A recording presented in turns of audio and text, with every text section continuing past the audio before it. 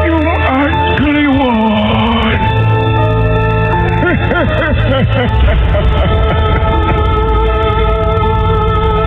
Bagai acu tepang deui geuningan ieu. Dina Kemis wengi seperti biasa Jumat Kliwon nyarengan Sohib Kosmo.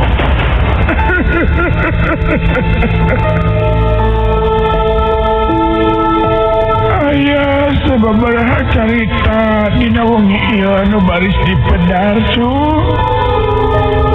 Tapi Omat ulah ngadangukeun Jumat Kliwon sosoranganan. Omat cu bisi aya nu maturan, bisi aya nu datang. Kade ulah ngadangukeun Jumat Kliwon sosoranganan. Ulah.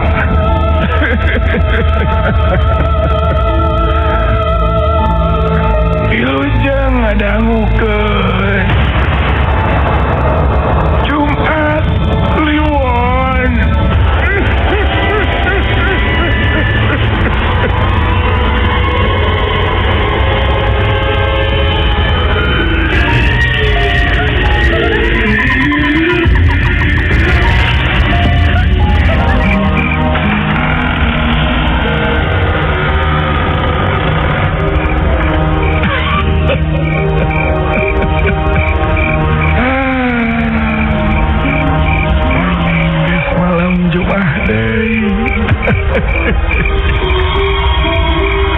Sampurasun sunat kamarana turang sunat. Aduh.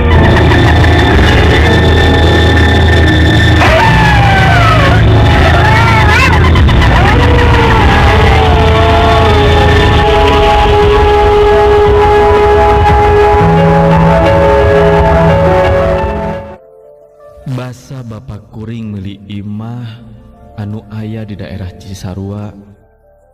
Can lila imah teh dibeli malah karek aya samingguna. Bapa ngahaja meuli imah anu geus jadi atawa salah sahiji imah anu geus pernah dicicingan ku anu sejen. Sapoe saacan dipindahan ku kulawarga, kuring ditugaskeun ku bapa keur beberes imah anu rek dipindahan teh. Kusabab kitu nya kuring oge teu indit sorangan. Nya ngahaja nyamper heula babaturan anu ngaranna Si Dadang. Imah Si Dadang tepati jauh ti imah kuring. Nya bisa disebut tetangga.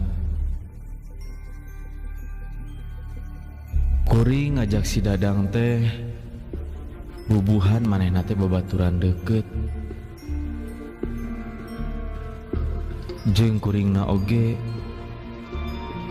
geus teu asa-asa ka manehanana mah.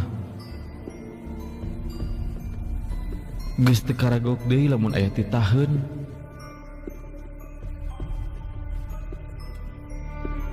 Ayo urang indit ayeuna.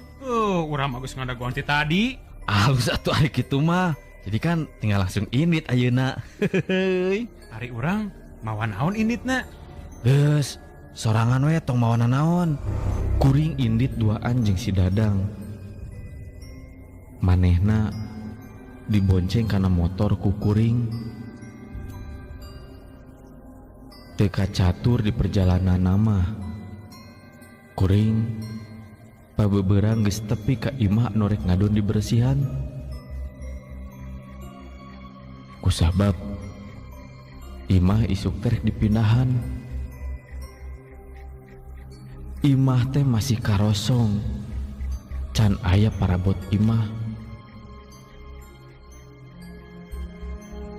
Dina mersihana oge masih keneh babari. Cacakan can lila teh dieusian, tapi katinggalina imah teh geus loba kebul. Jing pasti kana kituna teh sabab salila imah eta teh dicicingan teh tayanu pernah ngebersihan eta imah. Iya teh imah asa karasa beda pisan hawana teu ngeunah pisan. Kos paranormal wae. Make jeung suak-siak sagala. Lain gitu. Ayeuna teh kan berang keneh. Karasana geus keung. Komo peuting atuh.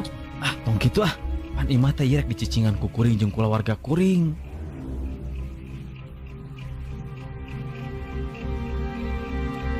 Si Dadang bari beberes, bari ngomongkeun kaayaan eta imah. Puguh oge saknya nama lain ngukur si Dadang anu ngerasa kitu teh. Sidik kuring oge nahabet beda rarasaan. Sok komo kaayaan eta imah masih keneh nenggang. Rada anggang jeung tatangga. Di satu kangen imah masih keneh ngababadeg kebon eurih. Masih keneh loba tatangkalan anu ngahieuman eta tempat. Jorojoy pamikir kuring, nah si bapa teh bet meuli imah di dieu. Nya oge imahna lumayan gede jeung tanahna lega. Ari kaayaan jauh ti tatangga mah rada kurang tumaninah mun dicicingan ku kulawarga. Sigana wae beda harga tanah di eta tempat masih kene murah. Mata bapak kuring meuli imah di dinya. Sanajan kitu kaayaanna da geus pasti we bakal ditempatan ku kuring. Nya kuring oge kudu maksakeun. Lumayan lila kuring bebersih jeung beberes eta imah. Malah harita geus nyedak ka wanci sareupna. Kaayaan di saluareun imah geus poek. Malah karasana leuwih beda jeung basa tadi pabeberang. Nu jadi nimbulkeun kakeung keur kuring nyaeta ku ngadengena sora-sora sato leutik anu sok disarada ti peuting.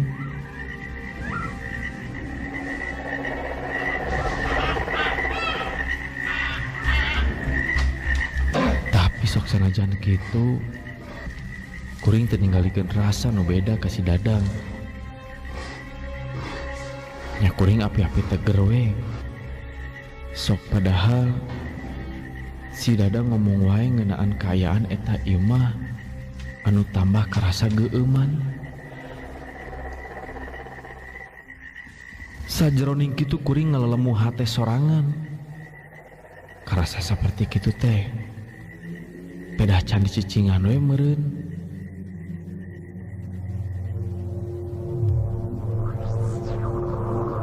Keur kitu kuring ditelepon kudu jadi bapak. Nya bapak nugaskeun ka kuring sangkan kuring sekalian nungguan eta imah. Nya kuring oge antugna niat ngadon sare jeung si Dadang di eta imah anyar. Tegung si lila kusabab beuteung geus ngarasa lapar jeung kopi geus beak. Kuring ngitah ka si Dadang meuli sangu sakalian jeung meuli rokok anu geus ampir beak.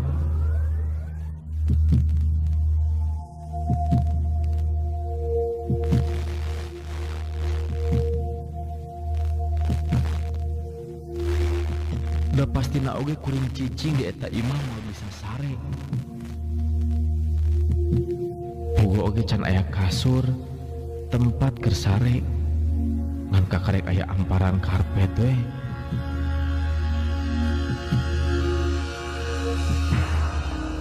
Si Dadang indit ninggalkeun kuring sorangan, maksudna rek ngadon meuli dahareun.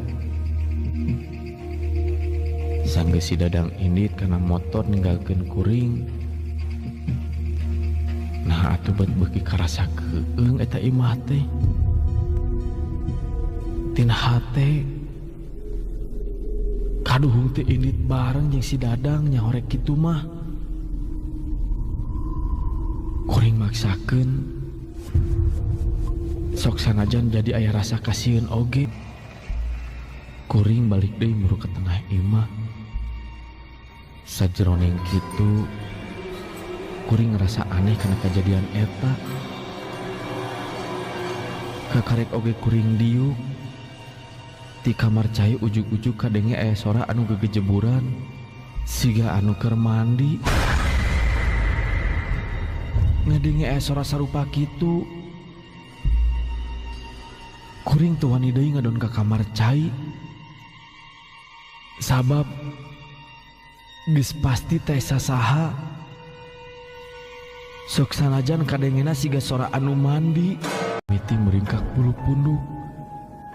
Sok komo kaayaan harita kuring masih keneh sorangan. Da si Dadang can aya datang deui.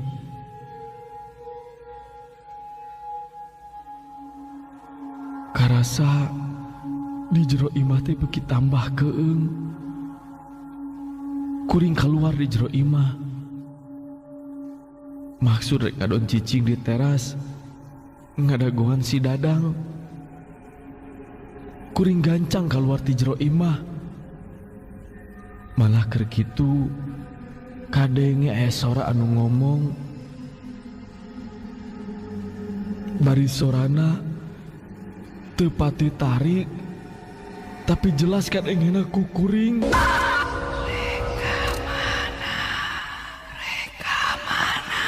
Kuring teu pati malire kana eta sora. Kuring langsung keluar ti jero bari terus ngadon diuk dina teras imah. Anu dagoan can datang keneh wae. Kuring jadi ngadon ngahulang sorangan di teras. Harita kuring ruas rada ngarenjak. Sabab keur anteng ngalamun ujug-ujug aya anu nanya ka kuring. Eta nu nanya teh katingalina siga saurang aki-aki. Buukna bodas, janggotna oge bodas. Eta aki-aki teh kasampak geus nangtung di hareupeun kuring. Manehna nangtung bari nyekel iteuh. Eta aki-aki teh teu kanyahoan ti mana datangna. Sigana wae manehna datang teu kapalire ku kuring sabab kuring keur ngalamun. Kunaon aya di teras sorangan incu? Sumuhun Ki. Punten ayi, sugan aya cai. Aki hanaang hayang nginum. Cai Ki, aya mangga tuh ke orang cana keula ku abdinya. Antosan lah tuh di dia sakedapnya. Geus kitu kuring langsung ka jero imah. Rek ngadon mangmawakeun cai nginum ke eta aki-aki. Da ari cai nginum mah sok sanajan imah can dieusian oge. Kuring geus nyiapkeun. Kuring asup ke jero imah. Sanggeus mau cai nginum, kuring langsung keluar deui ti jero imah. Geus aya di luar, kuring jadi hulang-hulang bari nyekel cai nginum. Aki-aki anu tadi minta cai nginum ayeuna mah jadi eueuh. Padahal kuring telila indit ka jero imah teh. Tapi naha atuh, eta aki-aki teh sakilat pisan geus eueuh deui tidinya. Jeung kunaon? Make langsung indit. Pan tadi jelas minta cai nginum ka kuring. Keur ngajanteng bari nyekel cai nginum. Si Dadang datang bari ngagebah ka kuring anu teu pati malire kana datang manehna. Kuring teu loba omong ka si Dadang ngeunaan kejadian anu cikeneh jeung kejadian anu kadenge ku kuring basa di kamar cai. Kuring jeung si Dadang langsung arasup ka jero bari terus dalahar sangu bungkus.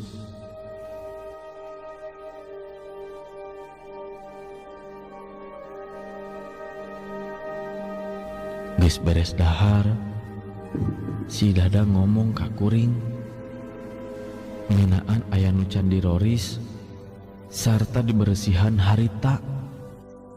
Nyacek si Dadang, tempat nu lain mah ti teras nepi ka dapur geus dibersihan, iwal ti kamar mandi nu can karoris teh. Si Dadang ngomongkeun kamar cai teh, kuring nembalan rada urup apreup-eup. Sabab puguh tadi aya nu aneh di kamar cai. Geus beres dahar, si Dadang mah langsung asup ke kamar cai.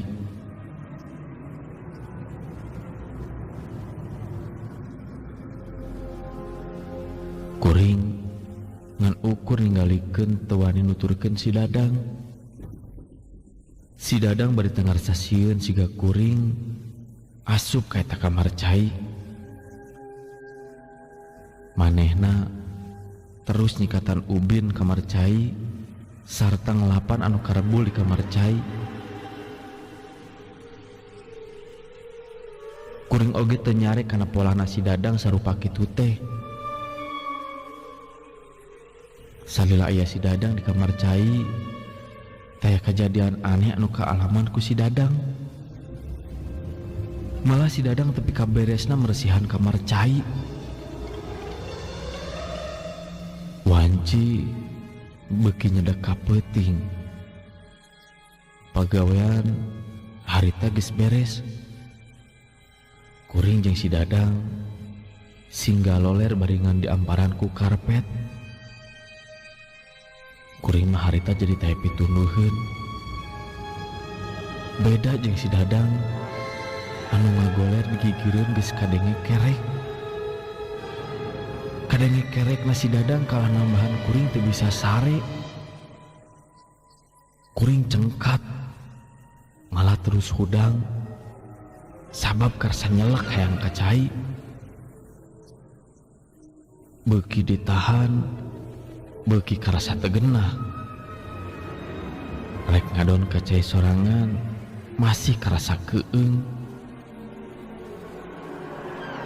Lamun ngahudangkeun si Dadang, sieun manehna milu ka bawah sieun ku kuring. Antugna kuring oge maksakeun ka kamar cai sorangan. Sok sanajan bari jeung sieun oge.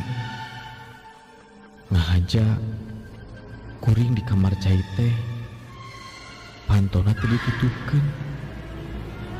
Pamikir lamun ena naon babari jang kuring keur lumpat. Geus aya di kamar cai, mimiti mah kuring ngarasa tenang. Sabab kaayanana ayeuna mah geus teu karebul jeung geus bareresih. Sabab tadi geus dibersihan ku si Dadang.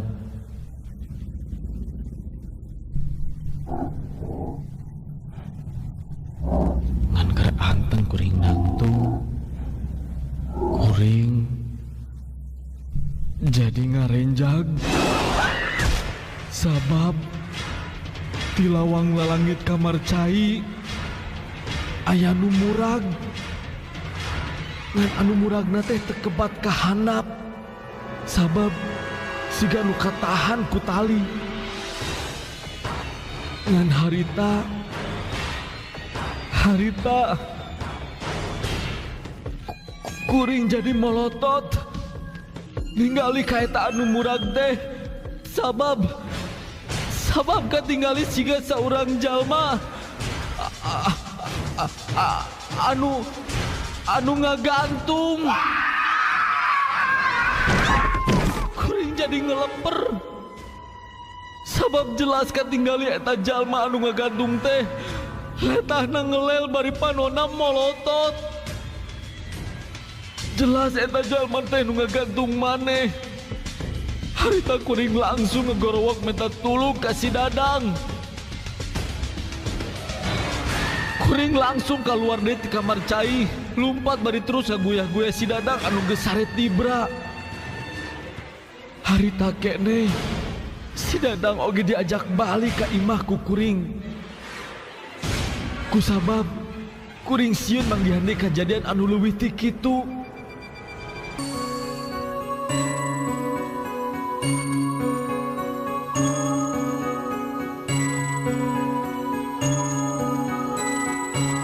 Singkat carita, harita kuring teneruskeun ngadon sare di imah anu rek dipindahan. Malahan isukna sameme bapak kuring jeung kulawarga anu sejen indit ka imah anu rek dipindahan. Kuring ngomong heula kanu jadi bapak supaya mawa kokolot atawa ustad keur nyalametkeun imah anu rek dipindahan. Nya antukna imah dipindahan bari disalametkeun heula ku salah saurang kokolot. Pokona jadi lantaran nyaeta supaya dijauhkeun tina gangguan jurig nyiliwuri atawa setan nu aya di eta imah.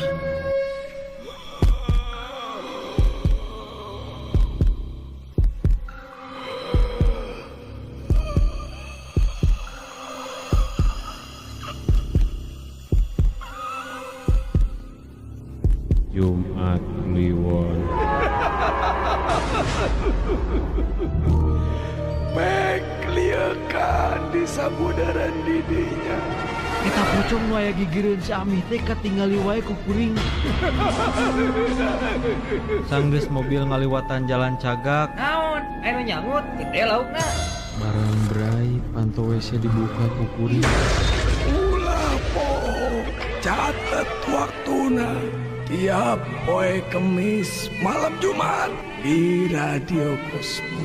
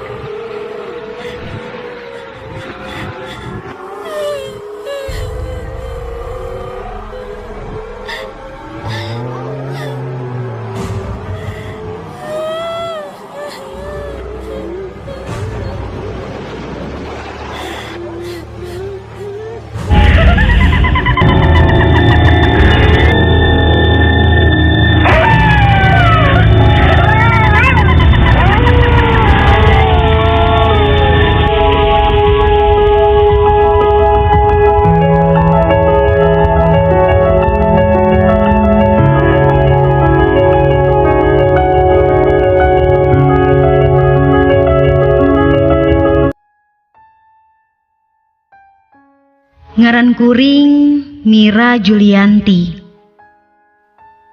Kuring cicing di Bandung di Jalan Karangtunggal dalam Bandung. Kuring rek ngaguar pengalaman anu can lila ka alaman ku kuring. Kajadian anu kaalaman ieu teh teu kahaja istuning dina luar dugaan pisan.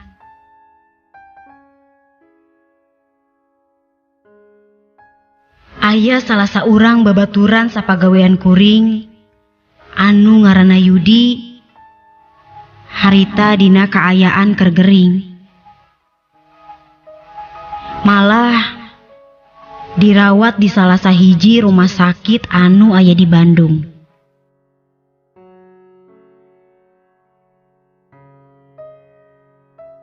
Sigana wae kaayaan si Yudi teh geringna geus parna. Pangna nepi dibawa ka rumah sakit oge. Lantaran geus jadi kailaharan jeung rasa satia kawan anu kuat.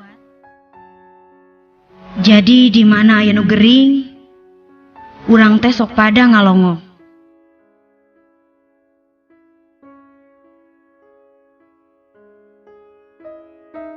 Saacan Idit ngalongo ka rumah sakit, teu poho kuring nyamper heula ka salah saurang babaturan anu ngaranna Ai.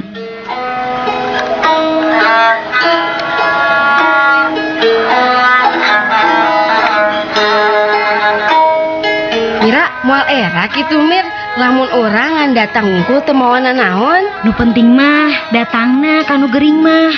Biasana anu gering mah ku dilongo oge sok langsung atoheun. Nya urang ngamplop we atuhnya, nambah-nambah keur meuli obatna kitu. Tah, kitu alus. Urang hijikeun we nya sa amplop we nya. Tapi tambah lengoh teuing mah urang nyimpang heula we atuh ka minimarket Mira. Oh, nyayu atuh. Urang meuli kue kering we mah nya.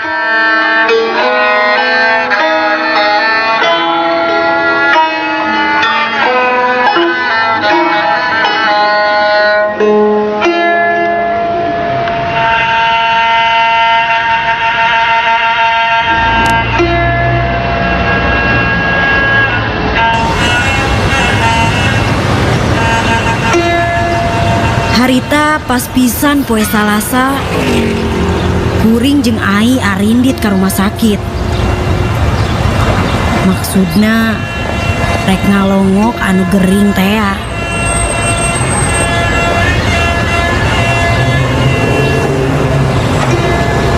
Kuring jeung Ai arinditna teh pas balik gawe, pas kabeneran jadwal isuk-isuk gawena.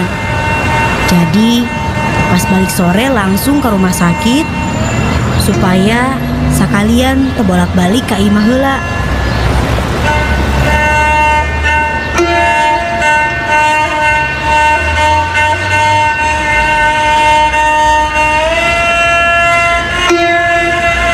Samemeh ka rumah sakit, kuring duaan arasup heula ka minimarket keur barang beuli dahareun keur anu gering. Lantaran tadi kuring balik gawe teh rada sore pisan, samalah hampir maghrib. Kajadianana saberes balanja di supermarket, si Ai ngajalankeun motorna kacida ngebut pisan. Pamikir sieun waktu besukna kaburu beak. Tong ngebut atuh lamun teu ngebut bisi telat orang ka rumah sakitna. Hayo, kete jam besuk geus tutup pas ka itu teh Poho euy, tadi beurang teu nanyakeun heula jam besukna. Matakna nyekel we cicing sing pageuh.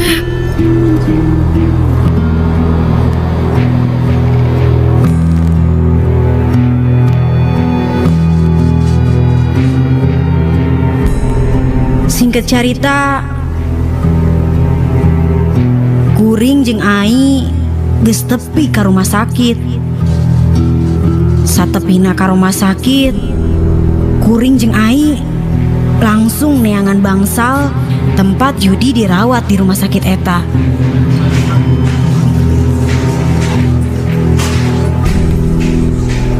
Leungitna tempat Yudi dirawat teh kapanggih oge. Kasampak di eta rohangan, si Yudi keur ngagoler, bari katinggali beungeutna semu anu nahan ngarasakeun ka nyeri.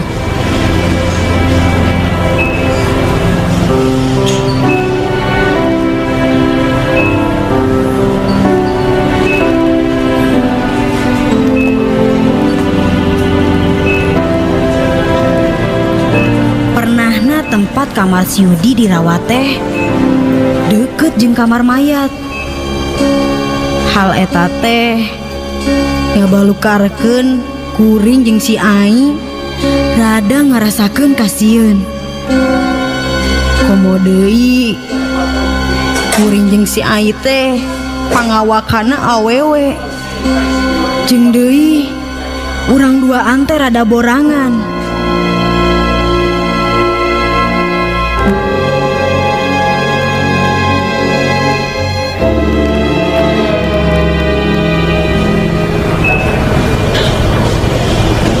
Kumaha karasana ayeuna Yud? Rada saleuheung ayeuna Mamir. Teu nyeri teuing siga kamari. Syukur atuh ari kitu mah Yud. Terus iraha bisa balik Yudi teh. Nyaeta ai. Can bisa waka balik, can puguh waktuna. Soalna isuk pan kuring kudu dioperasi. Oh gitu. Cing dereh cagernya Yud. Operasina mudah-mudahan lancar. Amin. Nya nuhun doana we ti sadayana. Kayak ari ieu teh ka dieu langsung ti pagawean. Enya, geus eueuh waktu deui atuh Yud lamun teu langsung indit ti balik gawe mah.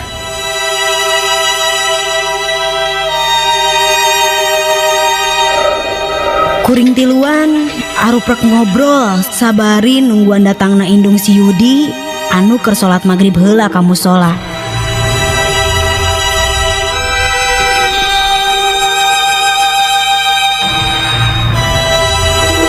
Geus rada lumayan lila ngobrol, indung si Yudi masih kene cancol. Sigana wae terus barang beuli neangan dahareun heula.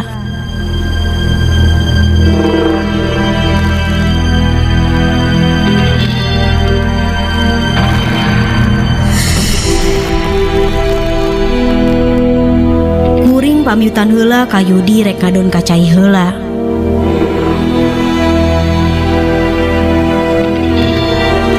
Kuring indit sorangan neangan toilet, sedengkeun si Ai mah maturan anu gering teu milu indit ka toilet.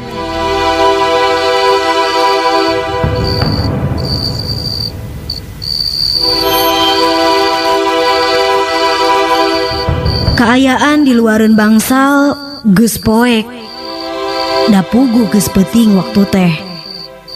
Kuring leumpang ngaliwatan ka kamar mayat.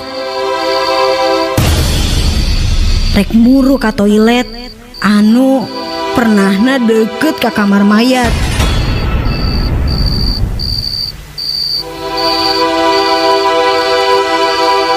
Hal eta jadi ngabalukarkeun rasa kasieun keur kuring anu indit ngan sorangan ka toilet.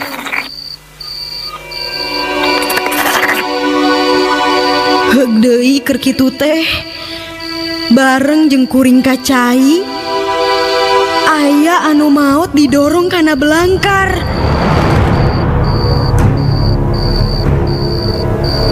Tapi sok sanajan geus mimiti ngarasakeun kakeueung jeung beda rarasaan, kuring terus we maksakeun ka toilet lantaran geus teu tahan deui hayang kacai.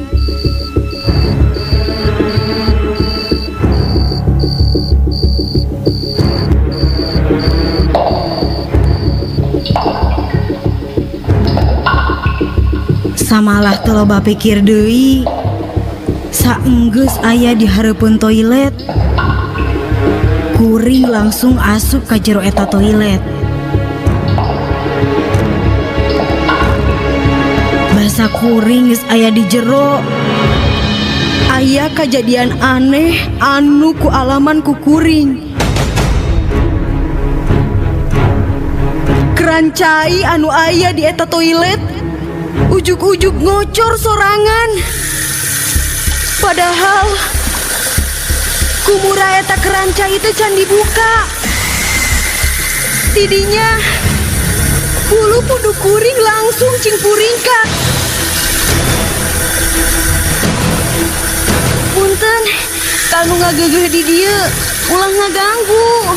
Da kuring oge teu niat ngaganggu. Teu niat usil.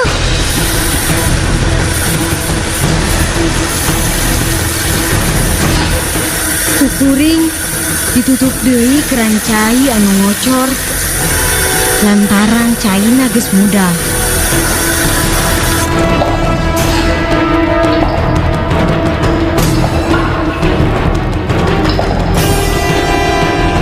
Nu jadi anehna deui keur kuring eta keran anu ditutup teh beut ngocor deui siga aya nu ngaheureuikeun.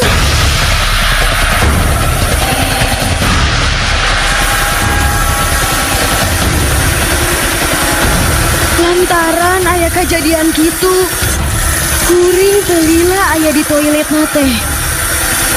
Kuring gura-giru keluar ti kamar cai, bari terus indit semurusuh.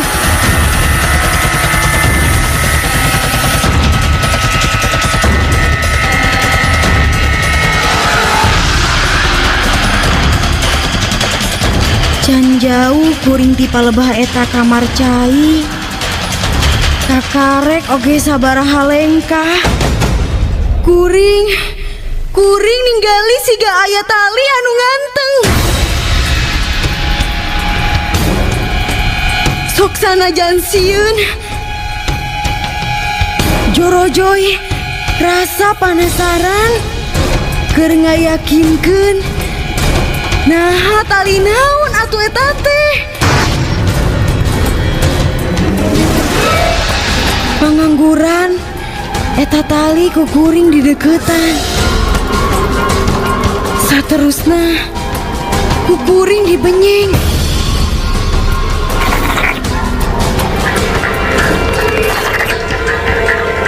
Mimiti mah basa eta tali dibenyeng teh merean.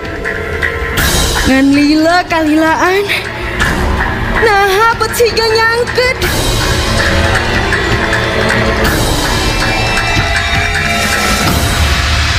Pas kaparengan dina eta tempat teh aya tangkal kai anu lumayan gede.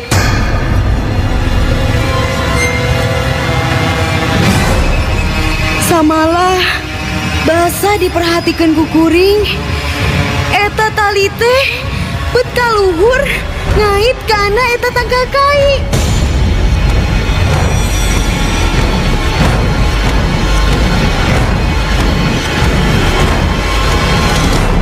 Barang red kuring ninggali kapalebah tungtung tali anu disangka ngait kana tangkal kai teh. Kuring sakedapan alohok bengong. Bari panon molotot baham calawak. Anu jadi lantaran gening tali anu dibenying ditarik ku kuring teh eta teh tali pocong. Katinggali dina eta tangkal kai aya pocong. Katinggali ku kuring eta pocong teh sajaba ti beungeutna pikasieun. Oge katinggali ngucur getih tina bahamna. Pugu we kuring tambah ngerasa kasieun. Ningali aya pocong sarupa kitu, kuring geus teu kaleke deui. Kuring langsung lompat bari minta tulung. Tolong! Tolong! Tolong! Tapi sigana wae sok sanajan cek rasa kuring mah. Kuring teh minta tulung. Tapi teu aya saurang acan jalma anu malire ka kuring. Tolong!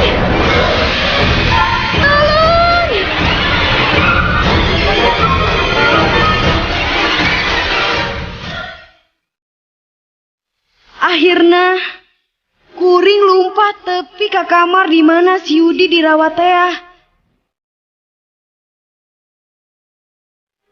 Datang bari ngos-ngosan. Kuring langsung pamit balik ke si Yudi. Si Ai babaturan kuring oge rada heran ningali pola tingkah kuring. Kuring ge can waka nyaritakeun kejadian anu cikene kalaman ku kuring. Pang-pangna bisi ngaganggu sarta nambah pikiran keur anu gering.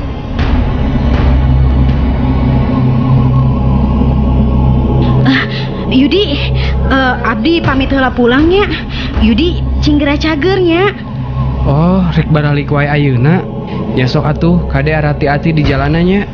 Mir, kunaon dari mana? Ujuk-ujuk ngajak balik wae. Nah, ayo bisi penting teuing balikna ka imah. Ayo buru ih.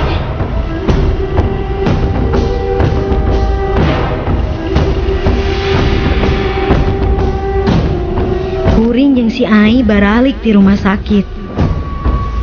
Di perjalanan balik ka imah, kuring kakarek nyaritakeun kejadian anu tadi ka alaman ku kuring. Basa ningali pocong anu aya di palebah deket kamar mayat. Di bejaan kitu teh si Ai kakarek ngarti. Nakunaon kuring bot gura-giru ngajak balik. Da puguh kuring ningali pocong.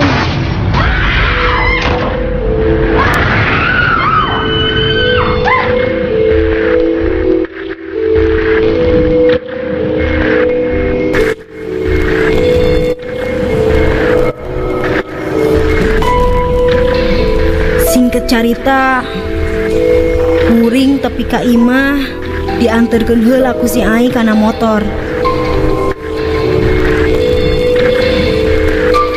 Ai oge geus nganterkeun kuring mah, manehna langsung balik ka imahna.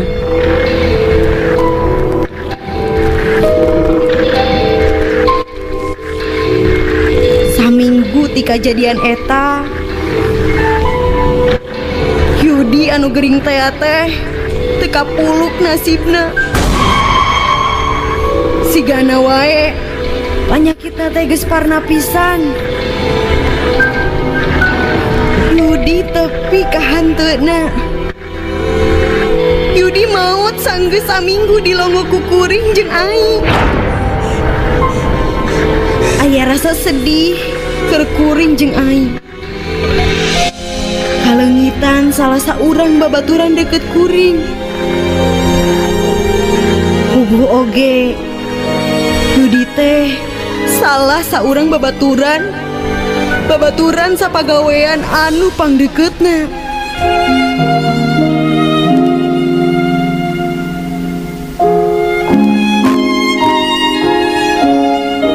Kuring ngan ukur bisa ngadoakeun mugi sagala rupa kasayan Yudi ditampi ku Allah Subhanahu wa Ta'ala.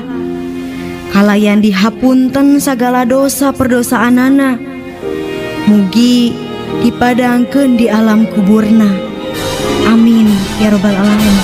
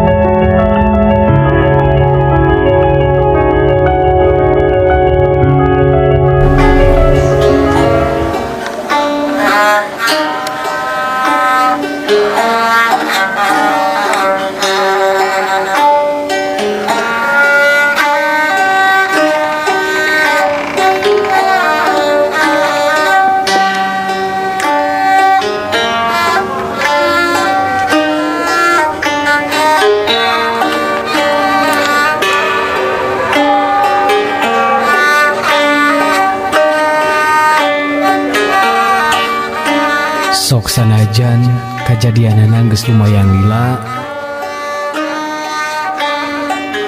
tapi anger we inget wae nepikeun ka ayeuna.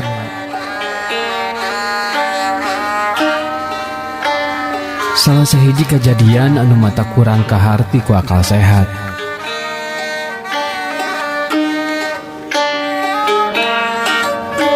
Soalna masih kene loba anu teu percaya kanu disebut siluman atawa dedamit barakasakan.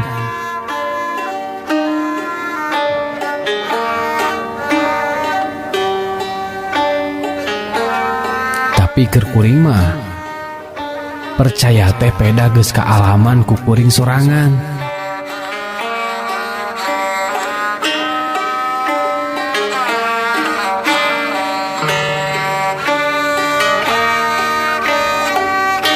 Saacan kuring ngaguar ieu pangalaman,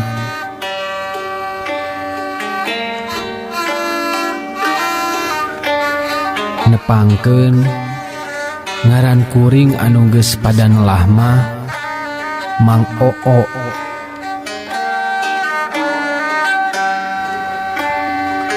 Lembur matuh tempat pangancrekan di Majalaya, Kampung Padarek, Bandung Kidul.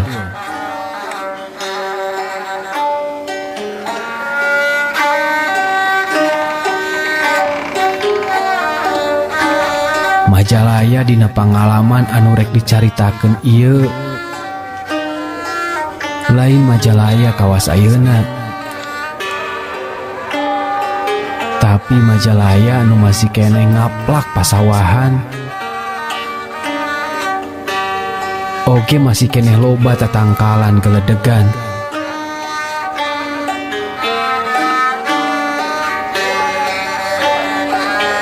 Jalan oge masih kene paroek. Acan kawas kiwari geus caraang ku lampu listrik. Harita mah masih kene loba tempat anu cara neom. Masih kene loba tempat anu dicicingan ku dedemit.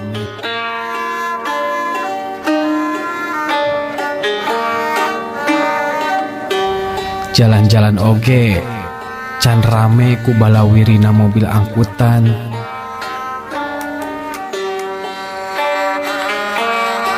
Jadi lamun teh mah indit ke lembur anu jauh teh masih keneh disorang ku lempang.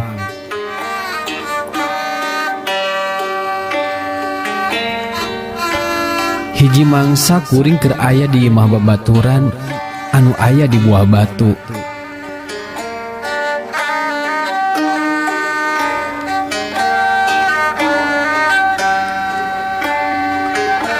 Anu ditepungan ku kuring teh babaturan nu sok mere pagawean.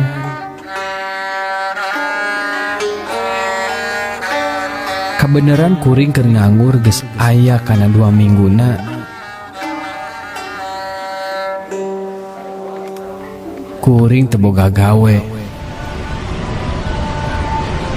Mat. Naon? Sakarasa aya wae di imah teh. Jeung sugan we atuh geus aya pagawean keur urang teh. Ih, ieu mah ya di imah wae kesel. Paling aya gawe mimiti minggu hareup euy. Soalna mah nu deukeut-deukeut ayeuna mah can aya ieu teh. Nya teh naon atuh minggu hareup ge lah. Nu penting mah aya gawean we keur urang. Atuh. Jeung sigana mah ketang ya rada manjang pagawean ieu teh euy. Soalna mah pagaweanna nya gitulah diborong kulobaan teh geuning.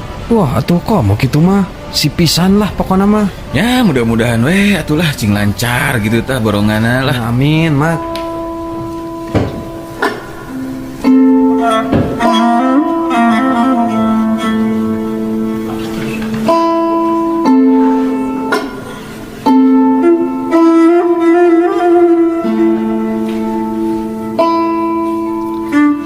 Pas sore kira-kira jam 5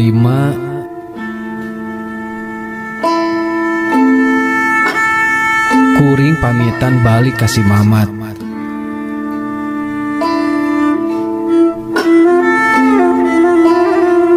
pokona mah kuring sieun balik ke peutingan teuing.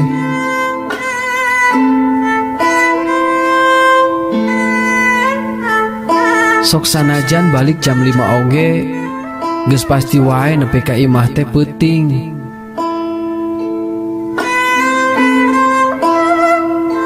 Soalna kuring balik di Buah Batu teh lempang teu make kendaraan.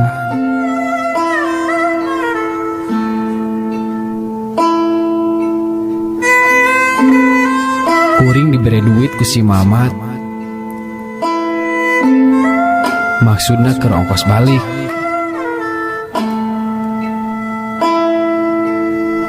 Tapi ku kuring teu dipake numpak mobil. Da puguh ari keur teu boga duit mah, sok ngahaja we duit teh diirit-irit supaya aya keur setor ka pamajikan.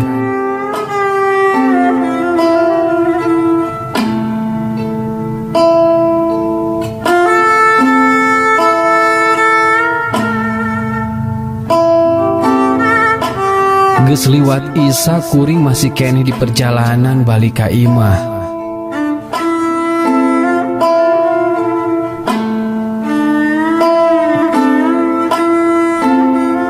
Kaayaan jalan oge geus paroek.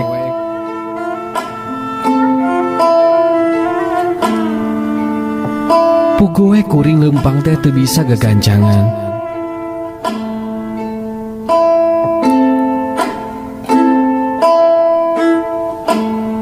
Kira-kira setengah jam deui tepi ka imah.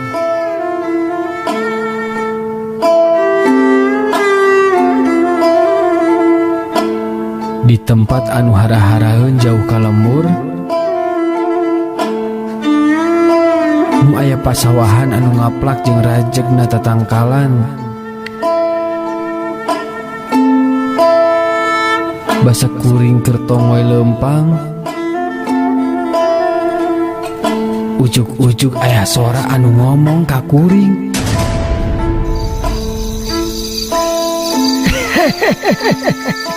Ulang timahnya Incu.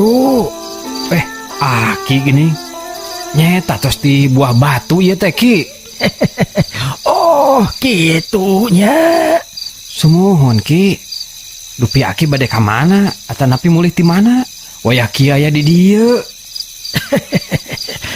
Yang Aki teges lepungan Incu.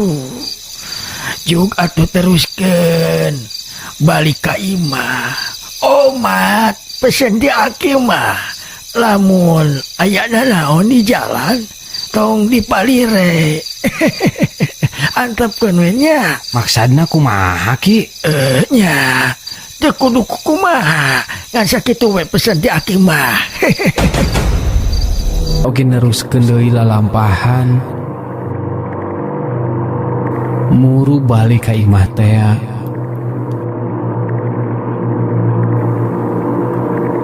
Pas tepi ke jalan anu ngolecer, kuring ngeureunkeun lengkah lantaran ti anggang katingali di eta jalan ngolecer teh aya anu ngagebur bodas. Penasaran,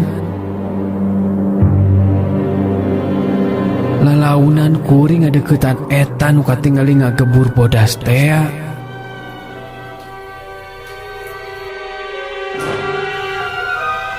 Sanggeus deukeut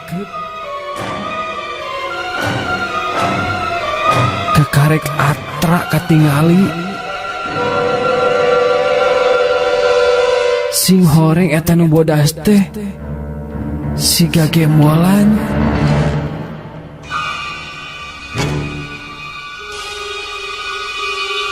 Ningali aya gemolan sarupa kitu,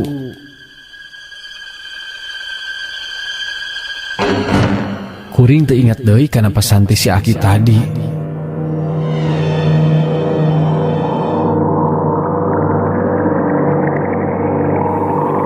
Pikiran kuring bisi eta ge molan teh harta karun.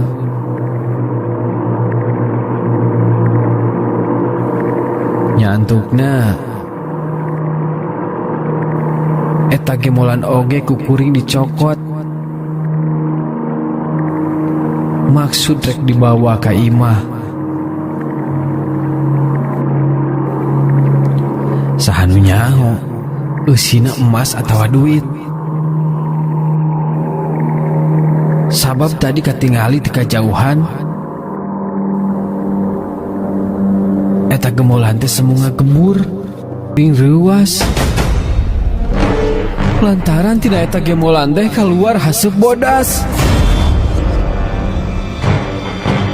Sanggeus haseup bodas keluar, kuring langsung ngajorowok. Samalah tuluy ngalengerek kepaehan.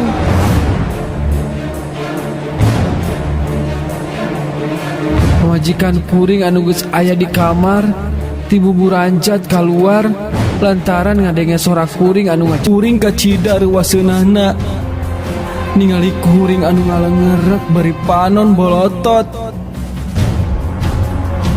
Harita kene anu jadi pamajikan nyusulan tatangga nu deket jeung imah kuring. Ku sahabab aya kejadian serupa kitu. Antuk nama jol-jol tetangga anu niat rek narulungan ka kuring.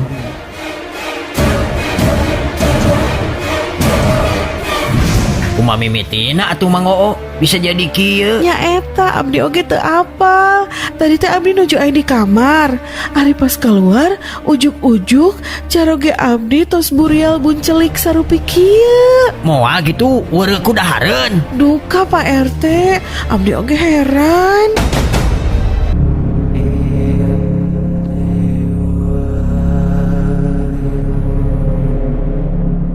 Kuring oge mimiti rerep. Kuring geus teu moatah deui. Panon anu burial buncelik geus mimiti eureun. Kuring diparancahan ku mama ajengan. Nepikeun ka kuring bisa pulih siga biasa deui.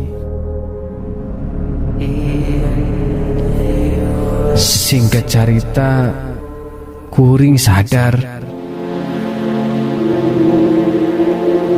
Sanggeus sadar, kuring nyaritakeun hiji kejadian anu karasa aneh.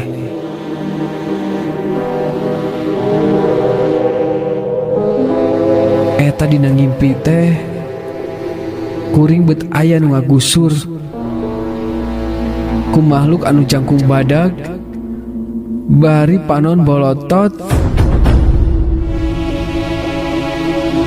Eta makhluk rek ngadon mawa kuring ka negara siluman. Tapi untung baik kuring bisa diubaran ke mama ajengan. Jadi tetulus jadi tumbal.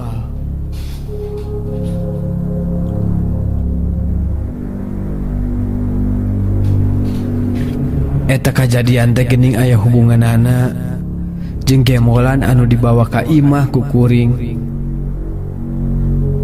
Akibat eta gemolan nepi ka kuring rek dijieun tumbal.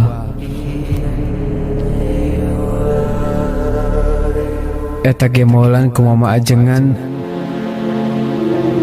dibawa ka buruan imah.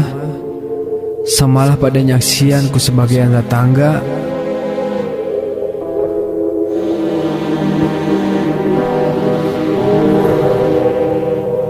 Nya akhirna ku mama ajengan oge diduruk. Anu karasa ku kuring jeung tetangga basa eta gemolan diduruk teh kaayaan di buruan imah jadi kerasa geuman. Samalah teu kurang tetangga anu nyabakeun pundukna lantaran ngaraskeun cing puriding bulu punduk.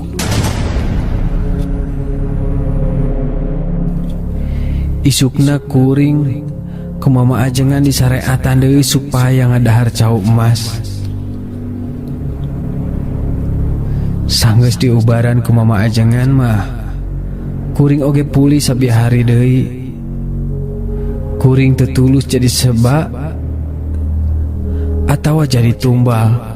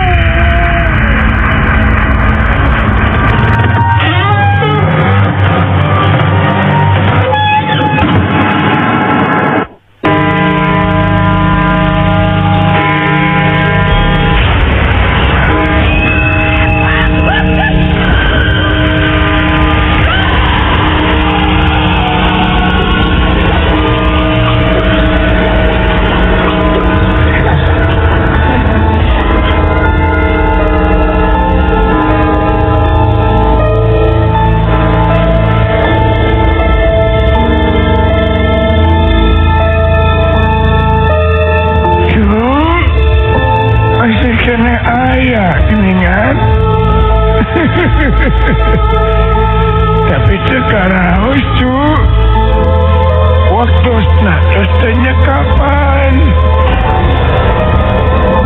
Aki kita pamit lah Kita uya ke tempat anu jauh cu